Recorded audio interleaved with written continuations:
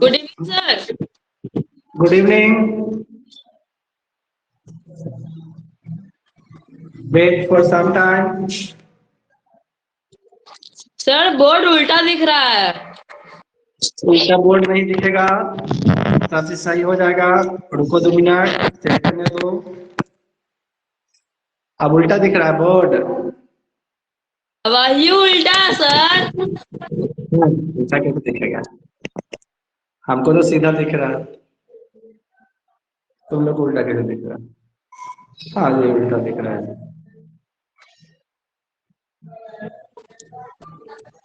मैं सीधा दिखा? मैं सीधा दिखा? फोन उल्टा था सर। मारेंगे ना। चलो अब सब सीधा दिख रहा होगा बोर्ड उड सब। Yes sir. चलिए हमको बताइए आपको कौन सा चैप्टर आज पढ़ना है?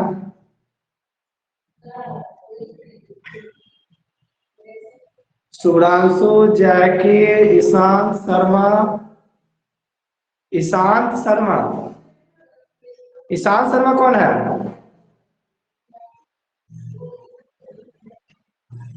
प्रिंस कुमार, हर्षित पांडे। बस 5 ही बचा है जी। अभी तो कुछ ज्यादा बचा था।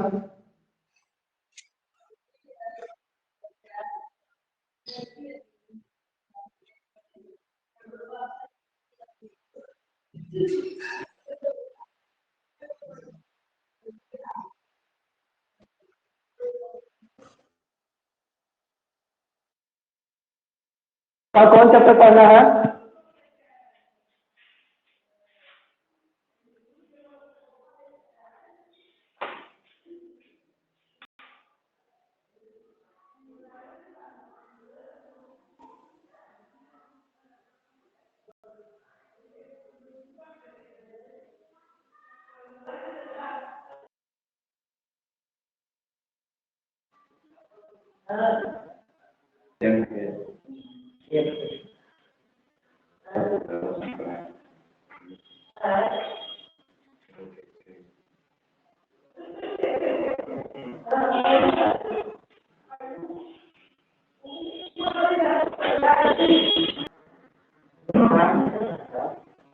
नहीं, स्टार्ट करें।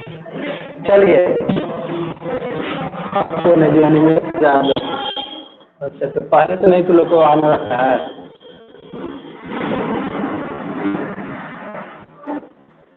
चलिए नाउ बताओ जल्दी कौन चैप्टर पढ़ना है आपको? कौन चैप्टर कोई बताएगा? नहीं, कोई बोल ही नहीं रहा।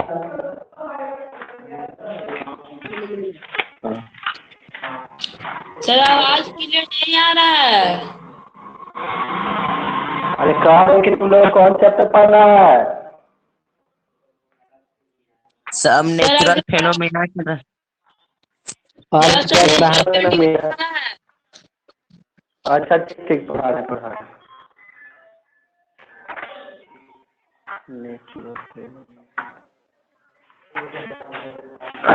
चलो इंटेंसिटी ऑफ अर्थक्वेक पढ़ा दिया था तुम लोग को। Now earthquake and tsunami. Earthquake और सुनामी के बीच में मतलब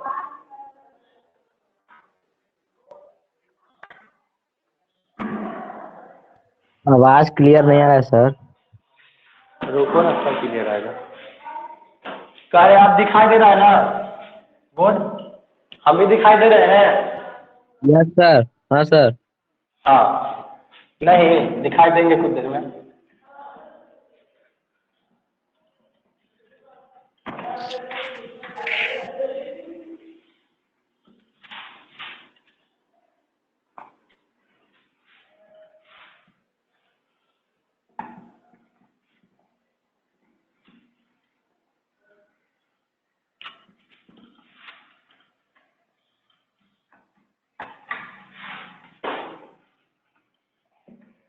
चलो सुनामी।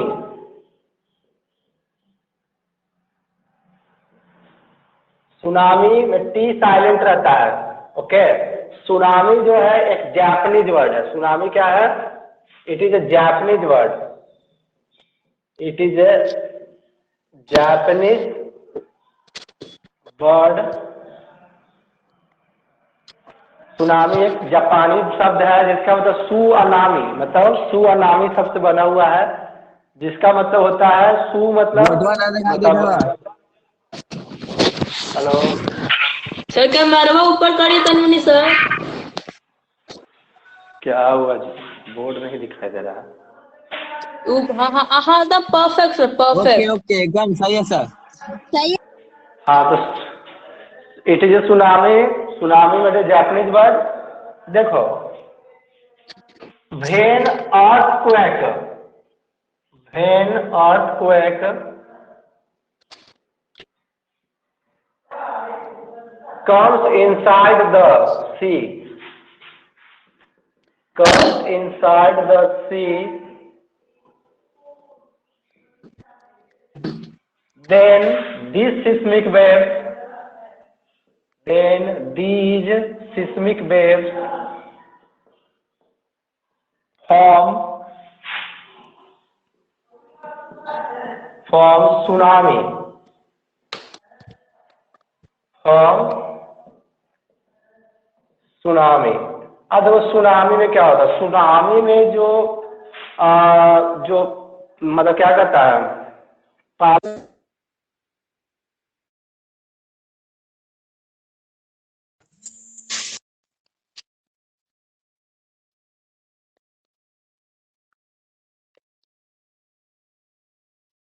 नहीं आ रहा sir. Sir repeat again sir. तो लोग लेट से आता है, जो पहले से इन्वॉल्व नहीं होता है तब। हाँ, अब हम बताओ क्या करें? पहले से इन्वॉल्व होना चाहिए था सबको। Yes sir. Allow students video, allow chat. इसमें जल्दी पता भी नहीं चलता। म्यूट ऑल, शेयर माइक,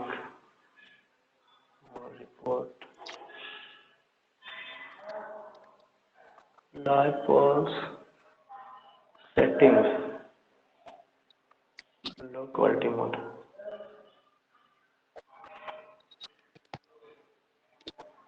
जाना पड़ेगा लगता है बैक। क्या सर बैक कैमरा से करिए ना सर। बैक ही कैमरा से हो रहा है? कितना मेगापिक्सल का है सर कैमरा बा? 50। 50। नहीं कर दिख हमारा रहा है दादी तुमको? से सर तेज देता है। अरे तू बहुत तेज हो गया।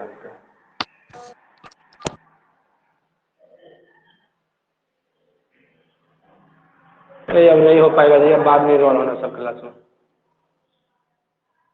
अच्छा बाद में जो पढ़ेगा नहीं बंद क्लास, कर दो। सुनो, जो क्लास अभी नहीं कर पा रहे हैं, जो रोल पहले से नहीं हुए हैं, उनके लिए वीडियो रहेगा, रिकॉर्डिंग वीडियो रहेगा, अपना पढ़ लेना उससे, रिकॉर्डिंग वीडियो से। Now when have to come inside the sea. Question आप अभी पूछ सकते हैं डायरेक्ट बोल के। Then the sir form tsunami. हाँ सर सुनामी बोलिए। में टी का साइलेंट रहता है सर। अरे यार प्लीज काहे साइलेंट होता है? ये सब कोई मीनिंग बोला जाता है क्या? सर तो कोई पूछ सकता है सुनामी में टी क्या है? विच it is a tsunami, Japanese word which means huge wave, which means huge wave। ठीक है, इसका मतलब क्या है? ह्यूज वेव है। सुनामी में पी साइलेंट क्यों होता है, निमोनिया पी साइलेंट क्यों होता है, ये तो कंपटीशन में नहीं पूछा जाता। ठीक है, ठीक है चलो सर। अब देखो। हाँ, स्पीड जो इसका होगा वो 1000 किलोमीटर पर घंटा होगा। स्पीड ऑफ वेव्स जो होगा, ओशियन वेव,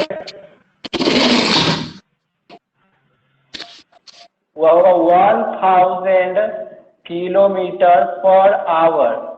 एंड जो ऊंचाई होगा, height of wave, height of ocean wave जो होगा वह आपका 30 मीटर होगा। कितना मीटर? 30 मीटर। यानी कि जो मान लो कि अगर यह इस तरह से है, मतलब कोई यह ओशियन वेव्स है, तो कितना होगा ये हाइट? यह होगा 30 मीटर। और इसका स्पीड कितना होगा? स्पीड होगा 1000 किलोमीटर पर आवर। ओके, तो सोच लो कितना ज्यादा स्पीड है सुनामी के वेव्स में।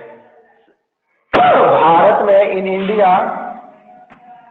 इंडिया 26 दिसंबर 2004 में सुनामी आया था, बहुत भयानक।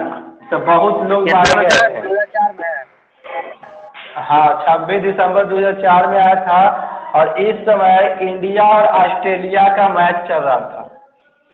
ओके, और उसी समय न्यूज पे आया था। हम सवेरे 5 बजे मैच देख रहे थे, इंडिया और ऑस्ट्रेलिया का टेस्ट, शायद एडिलेड टेस्ट चल रहा था, और उसी समय यह आया था बहुत भयानक तरीके से। बहुत सारा कौन स्टेट चल गया इंडोनेशिया, था? उड़ीसा शायद, और चेन्नई शायद, और सबसे ज्यादा ही प्रभावित किया था इंडोनेशिया को। सर, सुनामी हाँ, मून से क्यों कनेक्टेड है? अगर मून का ग्रेविटेशनल फोर्स अगर ज्यादा हो जाता है तो सुनामी आता है ना? नहीं, जब ओशियन के अंदर जब प्लेट टकराता है तो जब अर्थक्वेक आता है, ठीक है, तो उसी अर्थक्वेक से सुनामी का जन्म होता है। तो यह अर्थक्वेक लिखा हुआ साफ साफ, इट इज जैपनीज वर्ड जिसमें huge wave when earthquake comes inside the sea then these seismic waves form tsunami. तो जब अर्थक्वेक जब आएगा समुद्र के अंदर, तो यह जो सिस्मिक वेव्स है वही सुनामी का निर्माण करेगा। और सुनामी में जो स्पीड ऑफ ओशियन वेव्स जो होगा वह 1000 किलोमीटर पर आवर होगा, और हाइट ऑफ ओशियन वेव्स जो होगा वह 30 मीटर होगा। ओके, तो अगर मान लीजिए ओशियन वेव्स है, तो ओशियन वेव से क्या है आपका, यह आपका 30 मीटर तक क्या है, या ऊंचा है। हाइट है सर। और हाँ, हाइट ऊंचा में तो हाइट ही तो होता है। और स्पीड Yes, sir. कितना है? स्पीड है आपका 1000 किलोमीटर। इंडिया में सबसे ड्रास्टिक जो आपका आया था सुनामी 26 दिसंबर 2004 को आया। ठीक है, उतारिए जल्दी। नहीं, पुलिस पकड़ लेगी। सर हो गया सर, स्क्रीनशॉट ले लिए, आगे चलिए। जल्दी कर। नाउ आगे बढ़िए ना सर। स्क्रीन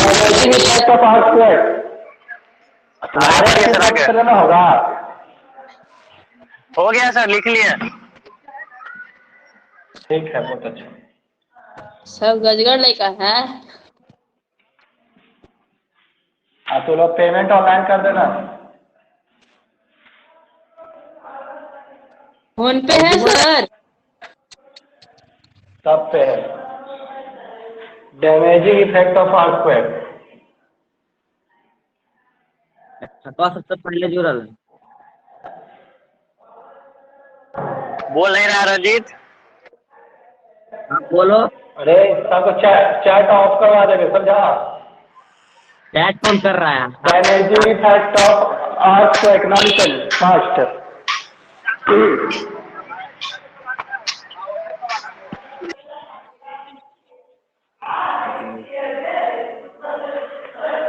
देखो, द डिस्ट्रक्टिव और damaging effect of earthquake depends upon the following factors. कोई जो है अर्थक्वेक कितना ज्यादा डैमेज करेगा वह बहुत सारे फैक्टर्स पे निर्भर कर रहा है। जैसे मैग्नीट्यूड ऑफ अर्थक्वेक, मैग्नीट्यूड बोले तो रिएक्टर स्केल पे कितना ज्यादा उसका तीव्रता है। मतलब कि अगर कोई 5 का है या कोई 6 का है, तो बताओ 5 का कोई रिएक्टर स्केल में 5 का तीव्रता है, मैग्नीट्यूड है, और किसी का 6 का मैग्नीट्यूड है, तो 5 से 6 वाला कितना गुना ज्यादा जो है इंटेंस रहेगा। बताओ कितना ज्यादा ताकतवर रहेगा, बताओ पहले।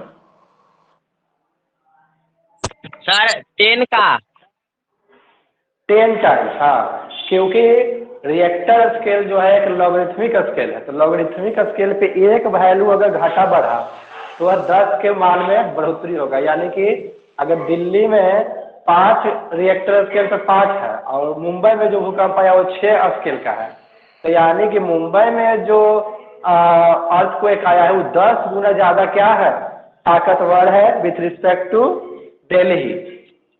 तो पहला डैमेजिंग इफेक्ट जो है, the damaging effect of earthquake, the damaging effect of earthquake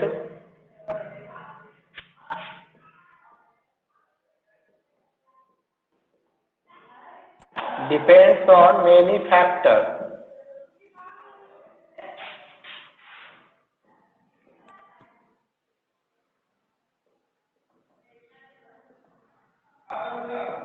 first में the magnitude of earthquake, the magnitude of earthquake,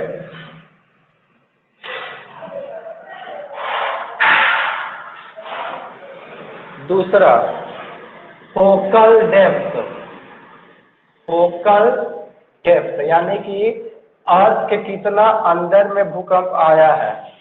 फिर तीसरा ज्योग्राफिकल पोजीशन, जियोग्राफिकल पोजीशन।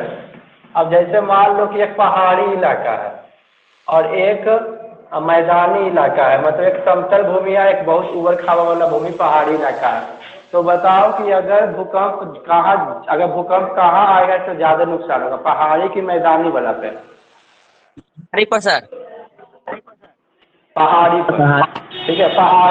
पहाड़ी वाला इलाका में अगर बड़े बड़े चट्टान ढक गए तो कितना घर दब के मर जाएगा, ठीक है। फिर distance from the epicentre, चौथा distance from the EP centre,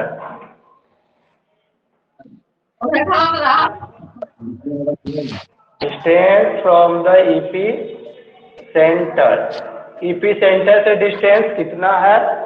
फिर नेक्स्ट है आपका design of building and other structure, design of building and other structure, design of building and other structure.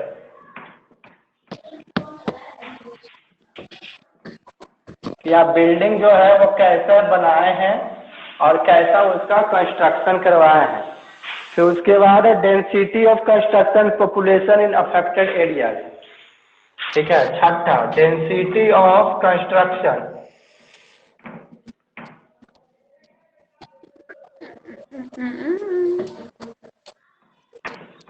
And population around the areas.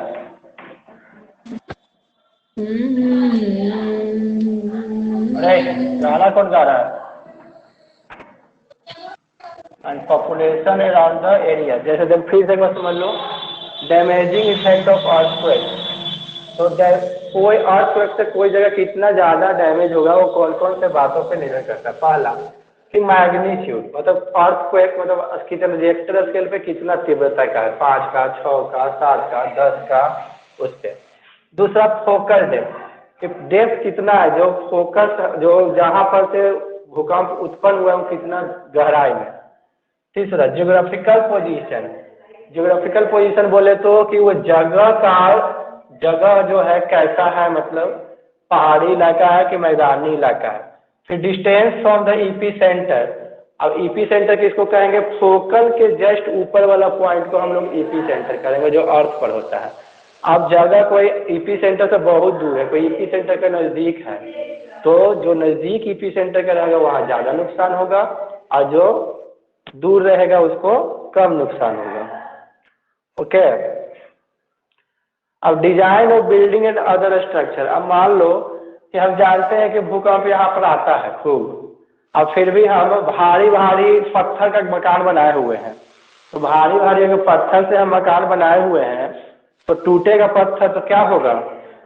दूसरा design of building के बारे में बोल रहा है कि आप बिल्डिंग जो बना रहे हैं ना, जो बिल्डिंग बनाए हैं आप, ठीक है, वह कैसा है मतलब बोले तो आप क्या करेंगे कि उसको भूकंप रोधी ना बनाए तो आपका मकान तुरंत गिर जाएगा।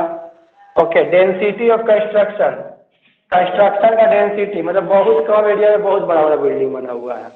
तो जब बिल्डिंग कोई भी वो गिर गया तो दूसरा बिल्डिंग पे गिरेगा, दूसरा तीसरा पे गिरेगा, तीसरा चौथा पे गिरेगा, चौथा पांचवा पे। And population around the area, population मतलब कि उस जगह का घन पॉपुलेशन कितना है वो जगह पर। ओके, तो यह सब आपको डैमेजिंग इफेक्ट अर्थक्वेक का बताएगा कि अर्थक्वेक कितना डैमेज कर सकता है कहीं जगह का। ओके, इसको नोट डाउन करो जल्दी। सर कितना हो गया सेकंड तक अर्थक्वेक आता है? इतना कोई जरूरी नहीं है, बहुत सेकंड तक भी आ सकता है, थोड़े से समय सेकंड के लिए भी आता है।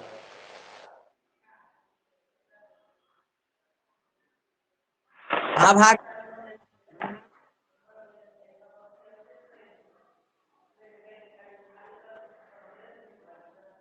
हो गया, हटाइए।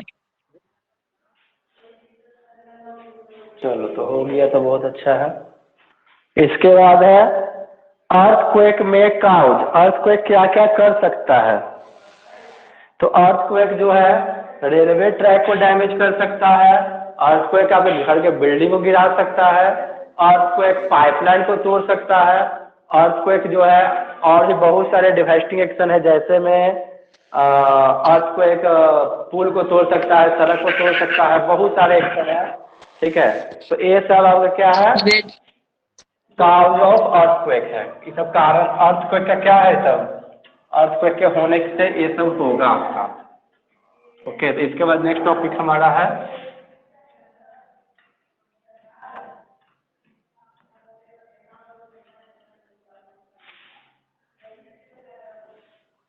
अर्थक्वेक में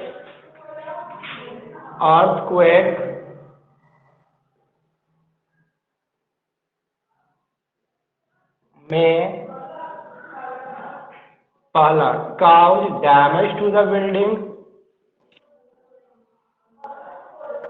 damage to building, roads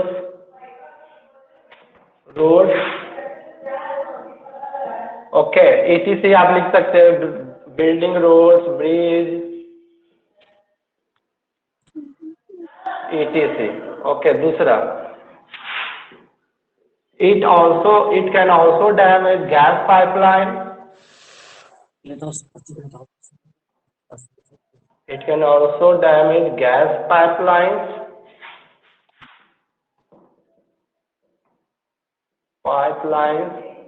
electric poles,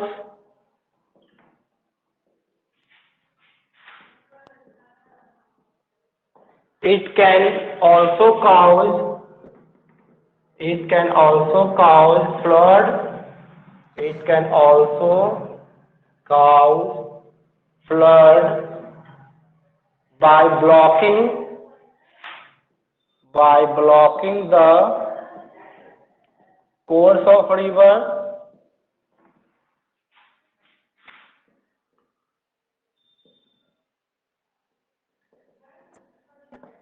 okay,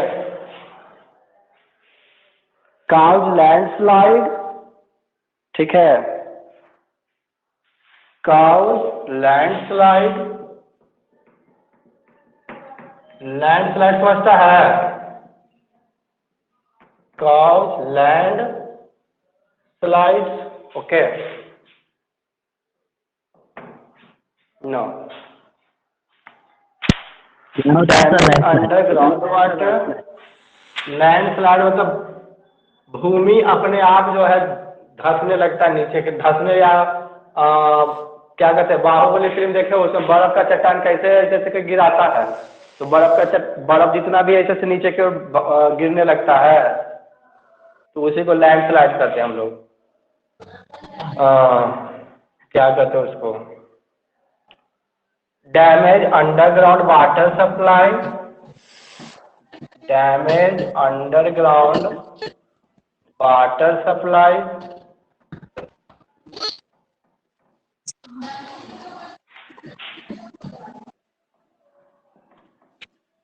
okay, these are the damaging effect of earthquake. Now,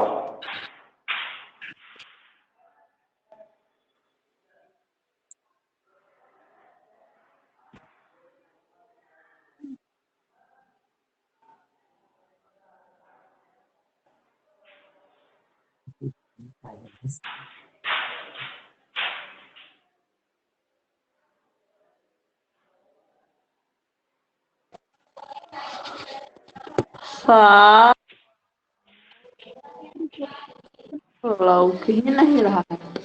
जल्दी लिखो।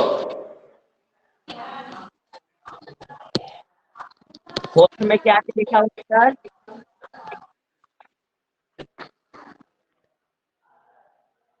Sir cause land slide Ranjeet. अरे तरह से पूछ रहे छोटा। ना बोलो। हो गया नहीं डाउट है। क्लियर। चलो तो हाँ भी ऐसी फिर रखती। Underground bathroom.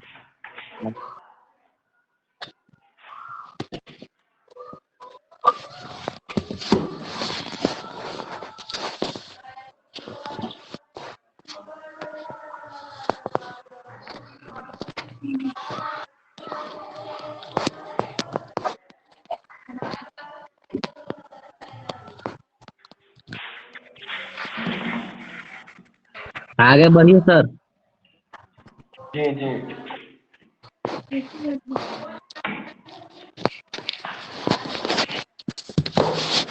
चलिए नेक्स्ट। उसके बाद है कि before the protection against earthquake, protection against earthquake.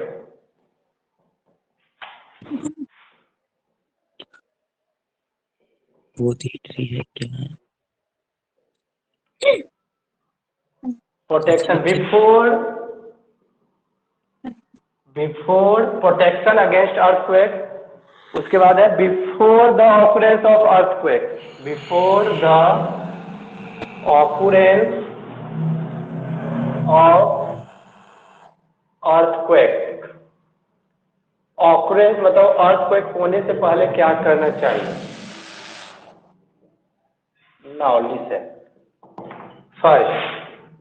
देखो जैसे जापान को देखो, जापान, तो जापान में एनी टाइम भूकंप आता है। तो जापान वाले क्या करते हैं, हैवी मटेरियल से एकदम मकान नहीं बनाते, बहुत भारी भारी पत्थर ये सब नहीं यूज करते वो लोग। ओके, वो लोग लकड़ी का मकान बनाते हैं ताकि लकड़ी हल्का हो तो गिरे भी तो ज्यादा डैमेजिंग इफेक्ट ना हो सके। दूसरा, जितने भी चीज हैं जैसे कि आपको, जैसे आपके घर में सेल्फ मतलब अलमारी, तो उसको दीवार से बांध दे, मतलब दीवार से बांध मतलब कांटी के थ्रू, नेल्स के थ्रू उसको क्या करें आप फिक्स कर दे दीवार में।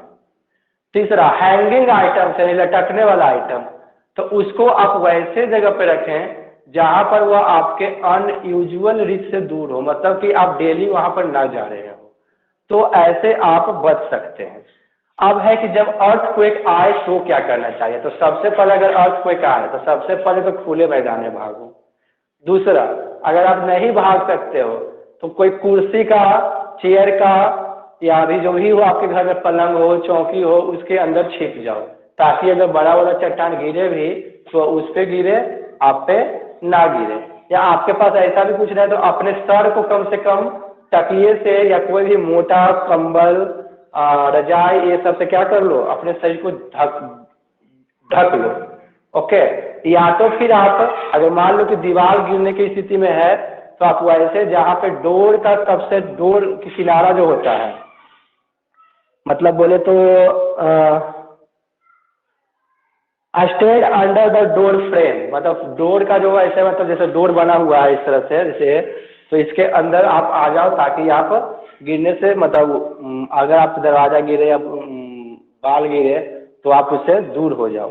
तो ये सब है। Stand away from tall and heavy object, बहुत लंबा है, पेड़, बहुत लंबा पेड़ के नीचे भी नहीं जाना चाहिए। ओके, या बहुत हैवी ऑब्जेक्ट के पास रहते हैं, हैवी ऑब्जेक्ट अगर गिर गया तो आप क्या हो जाइएगा, खत्म हो जाइएगा। मतलब लाइट ऑब्जेक्ट के आसपास रहे, या तो अगर बहुत ज्यादा अगर आपको गांधी मैदान जैसा जगह मिल जाता तो वहीं पे चले गया। तो before the occurrence of earthquake, occurrence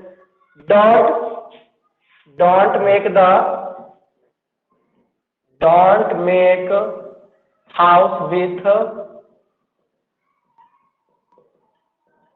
heavy stones,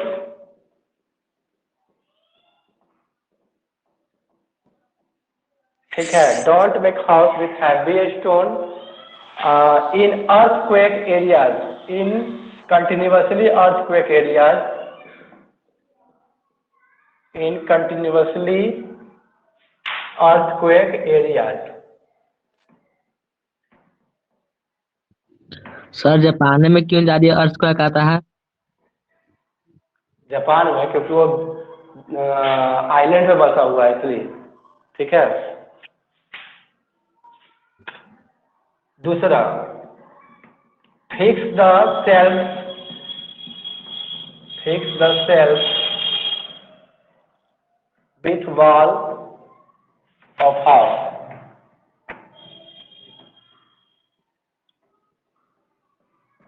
third है सर नेपालों में ज्यादा भूकंप आता है। Minimise the hanging item, minimize the hanging item, minimize the hanging item, okay।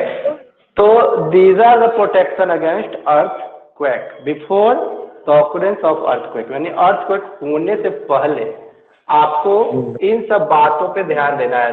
कहता है कि वैसे जगह जहाँ पे कंटिन्यूअसली earthquake आते हैं, don't make house with heavy stones, भारी मकान नहीं बनाना है।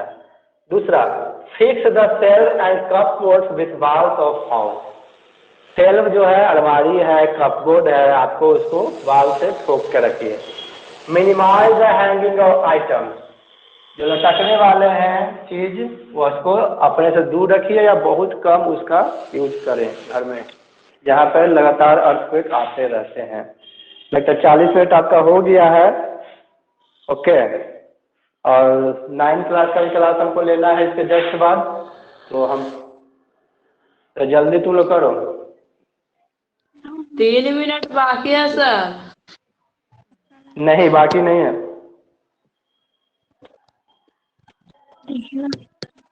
टाइमिंग 5:40 था सर। ठीक है, तो करो तुम लोग, 5:40 तक है। ठीक है sir, bye sir, good night sir. ठीक है।